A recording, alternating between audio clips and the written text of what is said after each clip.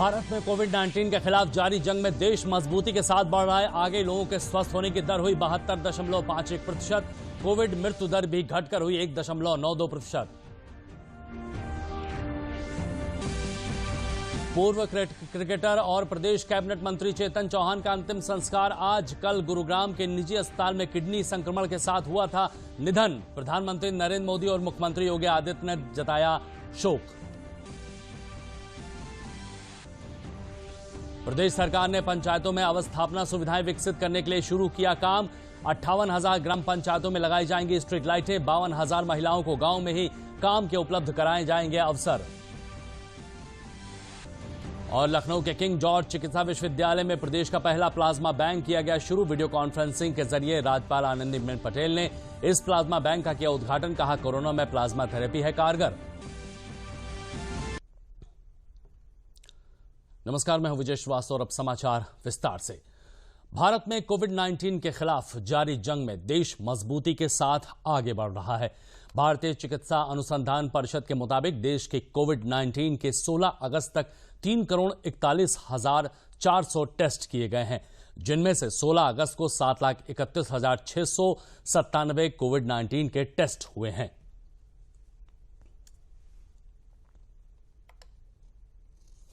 Corona संक्रमण के खिलाफ सरकार के सख्त कदमों की बदौलत कोरोना के मरीजों की संख्या में लगातार कमी देखने को मिल रही है।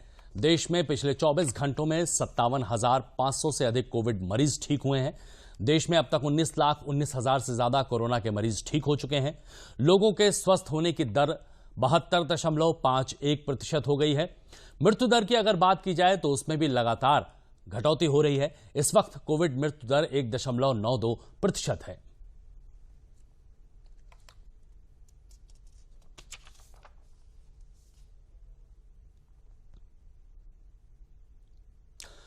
सुप्रीम कोर्ट ने नीट और जेईई परीक्षा के आयोजन के खिलाफ दायर याचिका को खारिज करते हुए परीक्षा आयोजन को अनुमति दे दी है।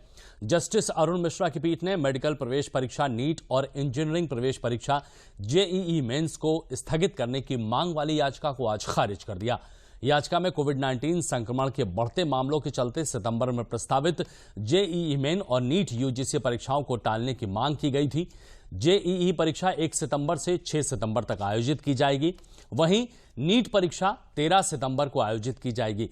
11 राज्यों के 11 छात्रों ने देश में तेजी से बढ़ रहे कोविड-19 महामारी के मामलों को देखते हुए जेईई मेन और नीट यूजीसी परीक्षाएं स्थगित करने के अनुरोध के साथ सुप्रीम कोर्ट में याचिका दायर की थी।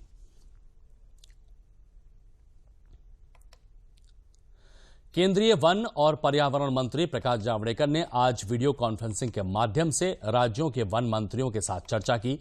वन और पर्यावरण राज्य मंत्री बाबुल सुप्रियो ने इसमें भाग लिया। बैठक का उद्देश्य नगर वन योजना सहित पशुओं की देखभाल के लिए निगरानी प्रणाली सहित अन्य पहलुओं को बढ़ावा देना था। इस मौके पर वन और पर्यावरण मंत्री प्रकाश जावड़ेकर ने कहा कि डॉल्फिन को संरक्षण और संवर्धन करने के लिए प्रोजेक्ट डॉल्फिन को 15 दिनों में शुरू किया जाएगा।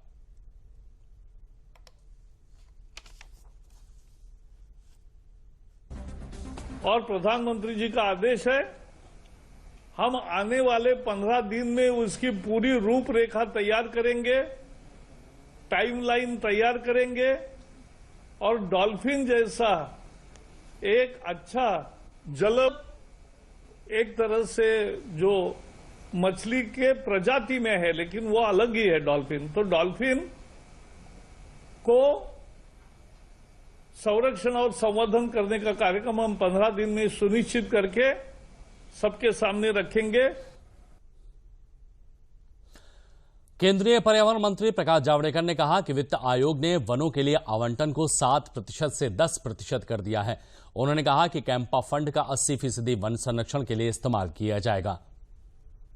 फाइनेंस कमीशन ने इस बार फॉरेस्ट का वेटेज बढ़ाकर डिवोल्यूशन में राज्यों को जो पैसा मिलेगा उसमें अपना वेटेज फॉरेस्ट का बढ़ा है और फॉरेस्ट का वेटेज अब 10% हो गया है। सो 10%, अर्लियर इट वाज 7%, 3% से वो बढ़ा है। इसका मतलब फॉरेस्ट को अब ज्यादा पैसे मिलने चाहिए, मिलेंगे अगर राज्य सरकार खुद के पैसे लगाएगा तो। सूचना और प्रसारण मंत्रालय में सचिव अमित खरे ने 16 जनवरी से 31 जनवरी के बीच मंत्रालय में चलाए गए स्वच्छता पखवाड़ा 2020 में उत्कृष्ट योगदान देने वाले मंत्रालय के विभिन्न विभागों को स्वच्छता पखवाड़ा पुरस्कार 2020 से सम्मानित किया है। इसके तहत भारतीय जनसंचार संस्थान IMC को प्रथम, DD न्यूज को दूसरा, प्रेस इन्फॉर्मेशन ब्यूरो यानी PIB को तीसरा स्थान मिला है। इस अवसर पर सूचना और प्रसारण मंत्रालय में सचिव अमित खरे ने पुरस्कार प्राप्त करने वाले विभागों को बधाई दी और कहा है कि स्वच्छ भारत अभियान में मंत्रालय की महत्वपूर्ण भूमिका रही है।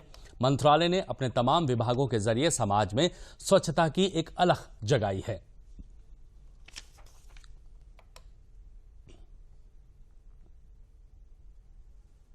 सबसे पहले मैं तीनों पुरस्कार विजेताओं भारतीय जनसंचार संस्थान, दूरदर्शन और प्रेस सूचना ब्यूरो को बधाई देता हूं। सूचना एवं प्रसारण मंत्रालय की इस स्वच्छता अभियान में महती भूमिका रही है और जैसा माननीय प्रधानमंत्री जी कहा करते हैं, स्वच्छता कोई एक सप्ताह या पखवाड़ा नहीं है। स्वच्छता एक जीवन शैली का अंग है।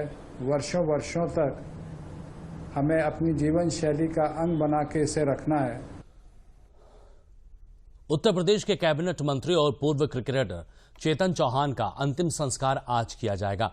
कोरोना संक्रमित पाए जाने के दौरान जारी इलाज में किडनी में संक्रमण की वजह से कल उनका निधन हो गया था। भारतीय क्रिकेट टीम में सलामी बल्लेबाज रह चुके चेतन चौहान अमरोहा जिले की नौगांवा विधानसभा सीट से 2017 में विधायक चुने गए थे। क्रिकेट से संन्यास लेकर वो राजनीति में सक्रिय भूमिका निभा रहे थे। चेतन चौहान योगी सरकार में सैनिक कल्याण, होमगार्ड, PRD, नागरिक सुरक्षा विभाग के मंत्री थे। स्वर्गीय चौहान के सम्मान में शोक व्यक्त करने के लिए प्रदेश मंत्रिमंडल का कल शाम 7 बजे आकस्मिक बैठक बुलाई गई। प्रधानमंत्री नरेंद्र मोदी और सूचना प्रसारण मंत्री प्रकाश जावड़ेकर ने ट्वीट कर चेतन चौहान के निधन पर गहरा शोक भी व्यक्त किया। इसके अलावा अंतर्राष्ट्रीय क्रिकेटर और प्रदेश सरकार में कैबिनेट मंत्री चेतन चौहान के निधन से जहां सभी शोकाकुल हैं, वहीं उनके निर्वाचन क्षेत्र अमरोहा जिले में भी शोक की लहर दौड़ गई है। अपने प्रिय नेता के खो जाने से सभी गमगीन हैं। श्री चेतन चौहान अमरोहा जिले की नौगांवा विधानसभा क्षेत्र से भाजपा के उम्मीदवार के रूप में विधायक चुने गए थे और प्रदेश की योगी सरकार के कैबिनेट मंत्री बनाए गए थे। इससे पहले 1991 और 1998 में भी चेतन चौहान अमरोहा लोकसभा क्षेत्र से भाजपा के टिकट पर 2 बार सांसद बने थे। उनकी लोकप्रियता का अंदाजा इसी से लगाया जा सकता है कि उनके राजनीतिक विपक्षी होने के बावजूद भी उनके कुशल व्यवहार के कारण सभी में वो लोकप्रिय थे। अब जिले में अपने प्रिय नेता के लोग स्मरण कर रहे हैं और उन्हें लगातार श्रद्धांजलि दे रहे हैं।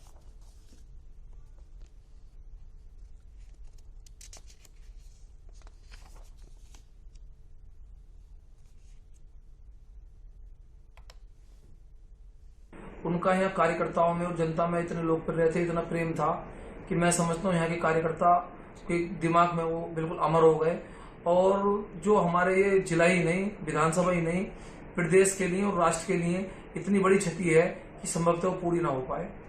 ऐसे महान आत्मा वो आए थे जिसका कोई गुणगान शब्दों में नहीं किया जा सकता और मैं मानता हूँ ऐसे पुरुष कभी कभी पैदा होते हैं। चेतन चौहान जी की मौत की खबर मिलने के बाद में हो सकता है कि अमरोहा वासियों को एक बड़ी दुख की खबर है। उन्होंने जहां राजनीतिक जीवन से पहले खेल की दुनिया में नाम कमाया है, लेकिन राजनीतिक दुनिया में जिस तरह से शालीनता के साथ एक लंबी पारी खेली है और जिस शालीनता के स्वभाव के साथ साथ उन्होंने समाज के बीच में रहे, उसकी अल्फाजों से तारीफ नहीं की जा सकती। लेकिन मैं खुद भी अपने आप को कहीं मुकदौना महसूस करता हूँ इस मामले में। उनकी क्षति अमरोहा के साथ साथ देश की बड़ी क्षति है।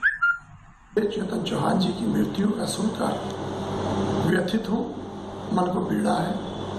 वो बातें याद आती हैं हम और वो एक ही विधानसभा से आमने सामने चुनाव भी लड़े, उसके बावजूद भी हमारे बहुत अच्छे रिश्ते रहे। आज भी जब ये खबर सुनी है दिल को बहुत तकलीफ हुई है। ऐसा लगा जैसे कोई बहुत ही ज़्यादा दिल अजीज और दोस्त तो मैं कह नहीं सकता, हमारे बड़े थे, मन बहुत ही व्यथित है। चेतन जी बहुत अच्छे आदमी थे।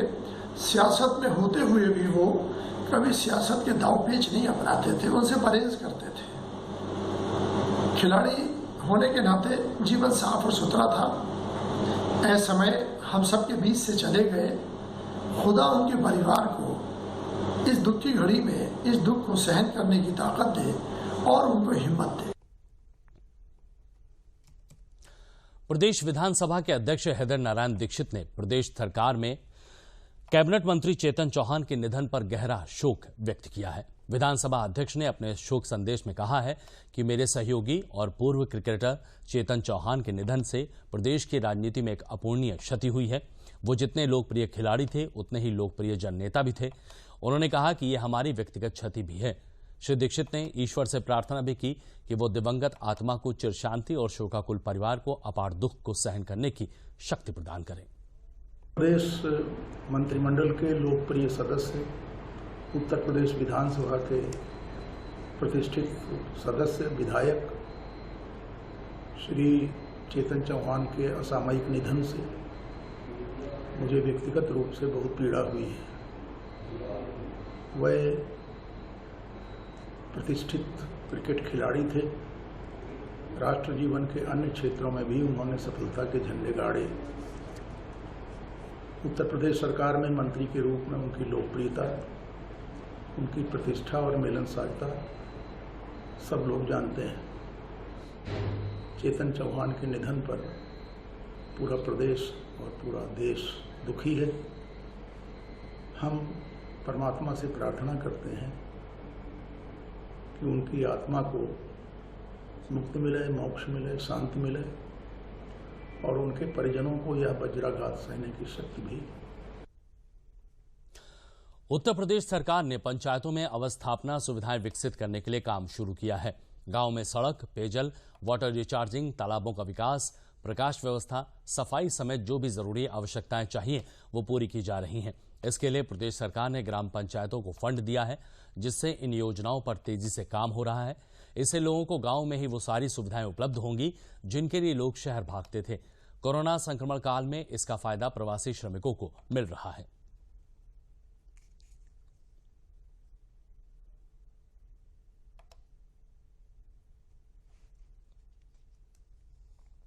गांव में जो अवस्थापना सुविधाएं हैं, पंचायत भवन, सड़क, पेयजल की व्यवस्था, हर घर में नल से जल देने की व्यवस्था, वाटर रिचार्जिंग, हर गांव में एक तालाब विकसित किया जाए जो वेस्ट स्टेबलाइजेशन पॉइंट की तरह काम करे, यानी लिक्विड वेस्ट मैनेजमेंट में काम करे।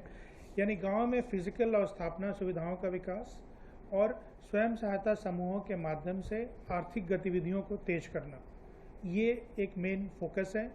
और इसी क्रम में 18 जिले के 204 विकास खंडों में ICDS का जो टेक होम राशन पुष्टाहार जिसे हम कहते थे वो सप्लाई करने का काम सेल्फ हेल्प ग्रुप को मिल रहा है और वो अपने आप में एक 1200 करोड़ का टर्नओवर है।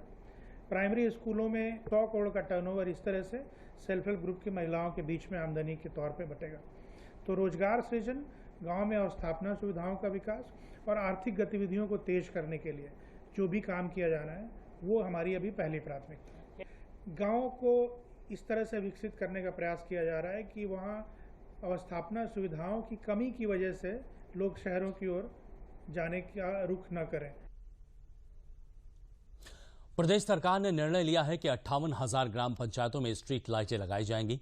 इसके लिए एक व्यक्ति को ट्रेन किया जाएगा जो लगाने से लेकर इसके रखरखाव का काम भी करेगा। इस तरह प्रदेश में 58,000 लोगों को रोजगार दिया जाएगा। वहीं स्वयं सहायता समूह के माध्यम से 52 में कम्युनिटी शौचालय के लिए एक महिला का चयन किया जाएगा जिसे 6,000 रुपए प्रतिमाह दिए जाएंगे। इस तरह 52,000 महिलाओं को गांव में ही काम के अवसर उपलब्ध कराए जाएंगे।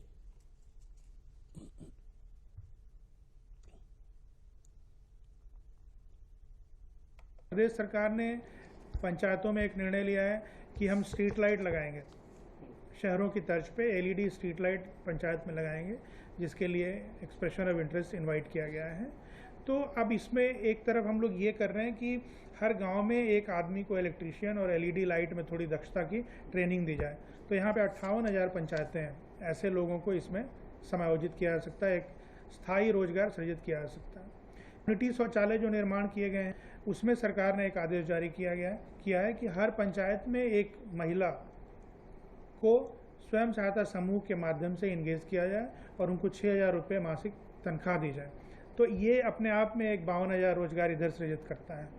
तो ये अवस्थापनाएं, सुविधाएं लॉन्ग टर्म सस्टेनेबल एम्प्लॉयमेंट भी क्रिएट करेंगे गाँव में।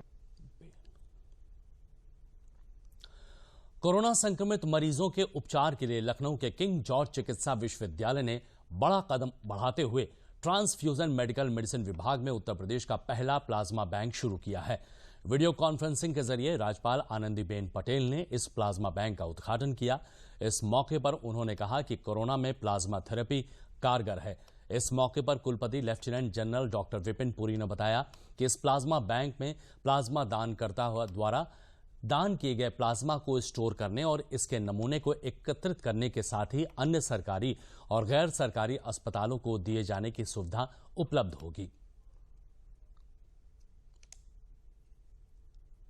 उत्तर प्रदेश के पहले प्लाज्मा बैंक के उद्घाटन पर मुझे बहुत खुशी है कि किंग जॉर्ज मेडिकल यूनिवर्सिटी इस प्लाज्मा बैंक की शुरुआत कर रहा है। कोरोना इलाज में प्लाज्मा थेरेपी डेफिनेटिव ट्रीटमेंट तो नहीं है, बट एक राहत है, एक तरीका है for recovery of these patients.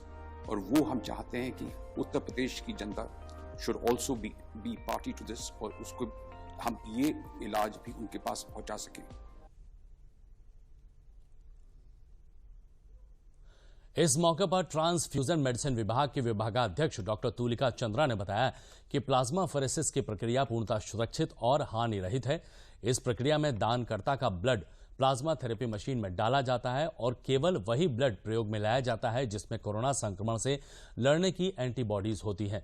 उन्होंने बताया कि यह प्रक्रिया किसी भी तरह हानिकारक नहीं है तथा इसके द्वारा जो भी प्लाज्मा लिया जाता है उसमें कोरोना के गंभीर मरीजों के सफल उपचार की अत्यधिक संभावना रहती है। ट्रांसफ्यूजन मेडिसिन विभाग के जेएमयू द्वारा उत्तर प्रदेश का प्रथम प्लाज्मा बैंक का उद्घाटन किया गया है और ये अपने आप में एक कदम है, सकारात्मक पहलू है।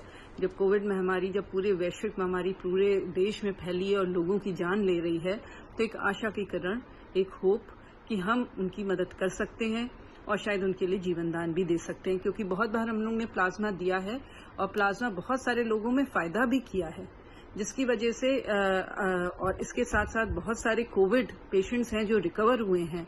आज जरूरत है उन कोविड पेशेंट्स को भी सकारात्मक होने की। प्लाज्मा बैंक में आइए, अपना प्लाज्मा डोनेट करिए। कोरोना वायरस के चलते लगभग सभी जगह कार्य करने के तरीके बदले हैं। ऐसे में बदले हुए तरीके से महत्वपूर्ण सेवाएं जनता को मुहैया कराई जा रही हैं। ऐसे ही रायबरेली एम्स में भी कोरोना की वजह से ऑनलाइन ओपीडी की व्यवस्था शुरू की गई है, जिसमें विभिन्न विभागों के डॉक्टरों के mobile number, email number gate पर चस्पा किए गए हैं, जिससे लोग व्हाट्सएप के जरिए या ईमेल के जरिए डॉक्टर से अपनी समस्याएं बताकर स्वास्थ्य सुविधाओं का लाभ उठा रहे हैं। रायबरेली एम्स के इस व्यवस्था से न सिर्फ रायबरेली बल्कि आसपास के कई जनपदों के लोगों को इसका फायदा मिल रहा है। रायबरेली एम्स के डायरेक्टर प्रोफेसर अरविंद राजवंशी ने बताया कि ऑनलाइन ओपीडी के जरिए लोगों को स्वास्थ्य लाभ देने का कार्य लगातार चल रहा है। इससे लोग फायदा भी उठा रहे हैं। ऑनलाइन ओपीडी का लाभ उठाने वाले मरीजों ने बताया कि इस व्यवस्था से वो पहले व्हाट्सएप या ईमेल के जरिए डॉक्टर से अपनी को समस्या बताते हैं। डॉक्टर उन्हें व्हाट्सएप के जरिए दवा का पर्चा बनाकर भेजते हैं और यदि आवश्यकता पड़ती है तो उन्हें डेट देकर बुलाया भी जाता है, जिससे उन्हें इस कोरोना काल में स्वास्थ्य लाभ मिल पा रहा है।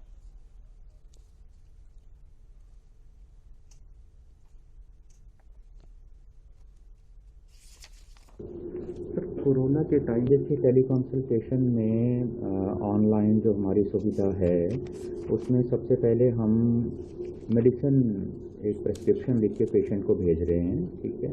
अगर वो मेडिसिन को रिस्पॉन्ड नहीं कर रहा है तो उसके बाद उससे अपॉइंटमेंट एक फिक्स की जाती है। पहले फ़ोन पे ही उसका स्क्रीनिंग किया जाता है, थोड़ा सा जानकारी ली जाती है कि वो कहीं कंटेनमेंट जोन में नहीं हो या उसको रिसेंट कोई फीवर या ऐसा कफ ना हुआ हो। ये सारी जानकारी जब क्लियर हो जाती है तब उसको एक अपॉइंटमेंट दिया जाता है, फिजिकल अपॉइंटमेंट, कि वो यहाँ आ पाए और इलाज ले पाए। उसके भी गाइडलाइंस हैं। जैसे सबसे पहले एम्स में जब वो आता है तो उसकी बाहर स्क्रीनिंग की जाती है। सबसे पहले स्क्रीनिंग के बाद उसको मास्क दिया जाता है पहनने को, और ये कोशिश की जाती है कि वो अकेला ही यहाँ तक आए, उसके साथ जो अटेंडेंट वगैरह हैं वो बाहर गाड़ी में ही बैठे रहें। चित्रकूट जिले में राष्ट्रीय ग्रामीण आजीविका मिशन के अंतर्गत 3,961 महिला स्वयं सहायता समूहों का गठन कर महिलाओं को रोजगार से जोड़कर आत्मनिर्भर बनाने का काम किया जा रहा है। महिलाओं का आर्थिक स्तर सुदृढ़ करने व महिला सशक्तिकरण की ओर कदम बढ़ाने के लिए महिला स्वयं सहायता समूहों को प्रभावी ढंग से प्रशिक्षित भी किया जा रहा है। जिले के सदर ब्लॉक करवी की ग्राम पंचायत खुटहा में राष्ट्रीय ग्रामीण आजीविका मिशन द्वारा इंडियन ऑयल कॉरपोरेशन के सहयोग से सैनिटरी पैड निर्माण की 2 इकाई स्थापित की गई हैं। गांव के खेरापति स्वयं सहायता समूह की 7 महिलाएं न सिर्फ सैनिटरी पैड निर्माण से आय अर्जित कर अपने परिवार को संबल प्रदान कर सकेंगी, बल्कि इस दौरान निर्मित सैनिटरी पैड को समूह की महिलाएं गांव में गरीब किशोरियों और महिलाओं को मुफ्त वितरण कर उन्हें स्वच्छता के प्रति जागरूक भी करेंगी। जिला मिशन प्रबंधक अंकिता शुक्ला ने बताया कि राष्ट्रीय ग्रामीण आजीविका मिशन के अंतर्गत इंडियन ऑयल कॉरपोरेशन द्वारा जिले में सैनिटरी पैड निर्माण की 5 यूनिट स्थापित की गई हैं, जहां समूह की महिलाओं को प्रशिक्षण के साथ मशीनें और 6 माह तक के निर्माण का रॉ मटेरियल भी निःशुल्क दिया गया है। इसके साथ ही बिक्री के लिए विभाग द्वारा इनको सहयोग प्रदान किया जा रहा है।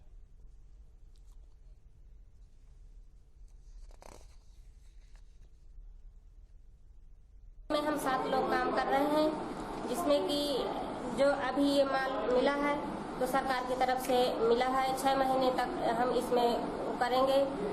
जो ये वो होगा तो हम किशोरियों को देंगे, गांव की महिलाओं को देंगे, जागरूक करेंगे। अभी तक महिलाएं जागरूक नहीं थी, नहीं जानती थी। अब ये सैनिटरी नैपकिन हम बनाएंगे, गांव की दीदियों को देंगे, स्कूल भिजवाएंगे, बालिकाओं को देंगे, सब जगह भिजवाएंगे। लेकिन हम ऐसा काम करते थे कि मतलब गांव में अपने खेती किसानी मजदूरी वगैरह करते थे, मतलब नरेगा में। लेकिन अब जिस दिन से मशीन आ गई हैं तो लेकिन सरकार की तरफ से हमारी बहुत अच्छी सुविधा की है कि हम अपना घर परिवार चला लेंगे, अपनी ड्यूटी करके अपने बच्चे खिला लेंगे। हम सरकार ने हमारा अच्छा किया हमारे साथ, गरीबों के साथ। इसमें इंडियन ऑयल कॉरपोरेशन और आजीविका मिशन की मदद से इस यूनिट को स्थापित किया गया है। यहाँ पे एक ग्राम पंचायत खुटहा में 2 यूनिट स्थापित की गई हैं, जिसमें पूरी फंडिंग इंडियन ऑयल कॉरपोरेशन की मदद से ये मशीन जो आप देख रहे हैं ये मशीनें हैं, और इन्हीं के हम इंजीनियर आके हमारे स्वयं सहायता समूह की दीदियों को उन्होंने ट्रेनिंग दी है, और इसके बाद ये दीदियाँ इससे प्रोडक्शन करके सैनिटरी नैपकिन पैड बनाकर हमारे स्वयं सहायता समूह की दीदी और किशोरी जो हमारे गाँव में रहती हैं, जो इसके बारे में अभी ज़्यादा जागरूक नहीं है, उनको जागरूक करेंगी, उन तक ये पहुंचाएंगी, जिससे कि उनको इससे होने वाली बहुत सी बीमारियों से बचाया जा सके। अलीगढ़ में डिफेंस कॉरिडोर के शिलान्यास की तैयारियों को लेकर मुख्य कार्यपालक अधिकारी अवनीश कुमार अवस्थी के नेतृत्व में यूपीडा की टीम 2 दिवसीय दौरे पर रविवार को अलीगढ़ पहुंची। खैर रोड स्थित अंडला में प्रस्तावित जमीन का मौका मुआयना किया जाना है। सरकार नींव रखने से पहले यहां सड़कों का निर्माण व बिजली के लिए सब स्टेशन की स्थापना करने की तैयारी में है। मौके पर सभी विभागों के अधिकारी मौजूद थे। इस दौरे के बाद ही पूरा ड्राफ्ट तैयार होगा। टीम ने जिला स्तरीय अफसरों के साथ बैठक भी की है। केंद्र सरकार अलीगढ़ समेत यूपी के 6 जिलों में डिफेंस कॉरिडोर विकसित कर रही है। उन्होंने बताया कि बहुत जल्द ही कार्य शुरू कर दिया जाएगा। 11 कंपनियों को भूमि आवंटित कर दी गई है। लगभग 2,500 लोगों को शुरुआत में रोजगार भी मिलेगा।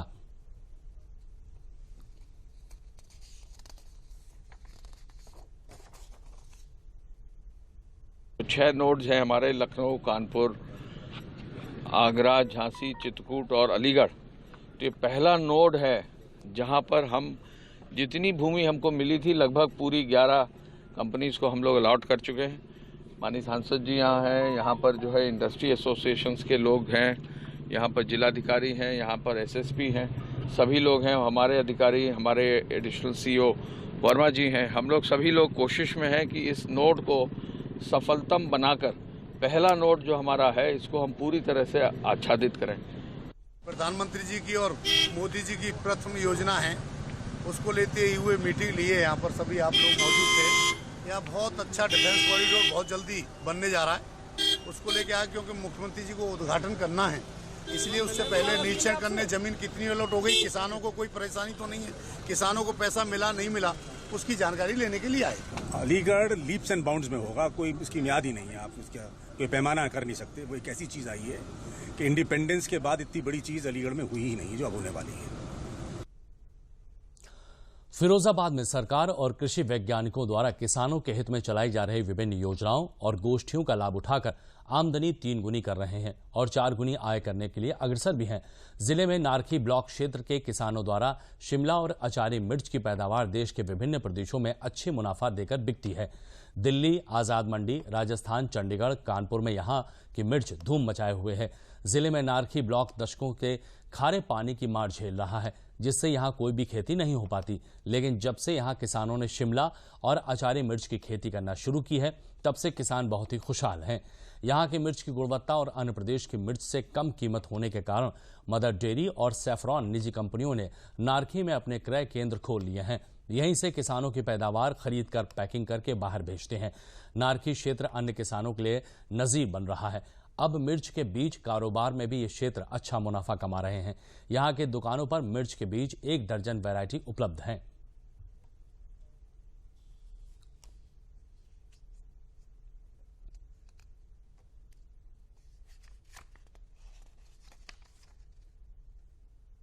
जनपद है वो मुख्यतः आलू और बाजरा की खेती के लिए जाना जाता है, परंतु हमारे जो नारखी क्षेत्र के जो किसान भाई हैं उन्होंने कुछ इनोवेटिव पहल करते हुए यहाँ पे उन्होंने अपने खेतों में शिमला मिर्च और अचारी मिर्च की जो खेती करी है, उसकी वजह से आज उनका जो लिविंग स्टैंडर्ड है, जो लाइफस्टाइल है, वो बहुत ज़्यादा सुधार है उसमें। और अब यहाँ तक आलम है कि हमारे यहाँ पे डायरेक्ट मार्केटिंग भी हो रही है, कंपनीज आ रही हैं और APMC एक्ट में जो अमेंडमेंट हुए हैं उसकी वजह से वो उसका फ़ायदा उठाते हुए डायरेक्ट मार्केटिंग भी हो रही है उनके जो प्रोडक्ट्स हैं। यहाँ के जो किसान हैं उन्होंने एक फार्मर प्रोड्यूसर ग्रुप भी बनाया है, तो कुल मिला के वहाँ पे एक समृद्धि का माहौल है जो नारखी में है। जी, मेरा नाम ललित कुमार सैनी, नारखी से हूँ और यहाँ शिमला मिर्च और अचारी मिर्च काफ़ी समय से लगाई जा रही है। तो इसमें जो इस खेती के अपनाने में जो श्रेय जाता है वो सरकार द्वारा जो भी योजना है उनको, और विकास भवन में जो DD साहब हैं, DO साहब हैं, उनके समय समय पर दिशा निर्देश, और प्राइवेट सेक्टर में जो भी कंपनियां हैं उनके जो अच्छे पोस्ट पर जो व्यक्ति हैं, तो उनके सानिध्य में इस खेती को पहले से जब अपना रहे थे, इनकी अनुपस्थिति में तब इतना बेनिफिट नहीं मिल पा रहा था। आज इनके यहाँ आने से इस खेती में कम से कम जो लागत नहीं निकल पा रही थी, वो लागत निकालने के बाद आज यहाँ का किसान खुशहाल है, उसके चेहरे पर खुशी है। सन 89 में यहाँ रियासत अली जो सिरसागंज से आए, उन्होंने राजपाल सिंह जी के यहाँ पे पहली बार शुरुआत की और उसको लेकर के हम मंडी सिरसागंज जाया करते थे। जब बहुत ज़्यादा लोग इससे जुड़े तो इसको दिल्ली लेकर के हम लोग गए थे, तो वहाँ जाके शिमला मिर्च की शुरुआत 91 से हुई और आज इसको एक ऐसा साधन बन गया है, शिमला मिर्च और अचारी मिर्च को पहचान बनी है। जनपद फतेहपुर जहां कृषि के क्षेत्र में बेहतर पैदावार के साथ वैज्ञानिक पद्धति से कृषि अपनाकर तेजी से विकास के क्रम में आगे बढ़ रहा है, वहीं जनपद के किसान गेहूं धान की परंपरागत कृषि को छोड़कर केले की कृषि की ओर रुख कर रहे हैं। जनपद के उन्नतिशील किसान रमेश पटेल भी इन्हीं किसानों में से एक हैं, जिन्होंने गेहूं धान की परंपरागत कृषि छोड़कर केले की कृषि अपनाकर अपनी आय को दोगुना कर लिया है। केले की कृषि के बारे में जानकारी देते हुए रमेश पटेल ने बताया कि केले की कृषि करने में मुनाफा अच्छा है। जहां सरकार द्वारा संचालित विभिन्न सरकारी योजनाओं के संचालन से कृषि सुगम हुई है, वहीं केले की फसल देखरेख और सही मार्गदर्शन से अच्छी पैदावार दे रही है। जिला उद्यान अधिकारी राम सिंह यादव ने बताया कि फतेहपुर में केले का क्षेत्रफल 8,500 हेक्टेयर है। जनपद के किसान केले की कृषि करके सुनिश्चित तौर पर अपनी आय को दोगुना कर रहे हैं। उद्यान विभाग का प्रयास है कि नित नई योजनाओं का लाभ किसानों को मिले, जिससे वो देश के विकास में योगदान दे सकें।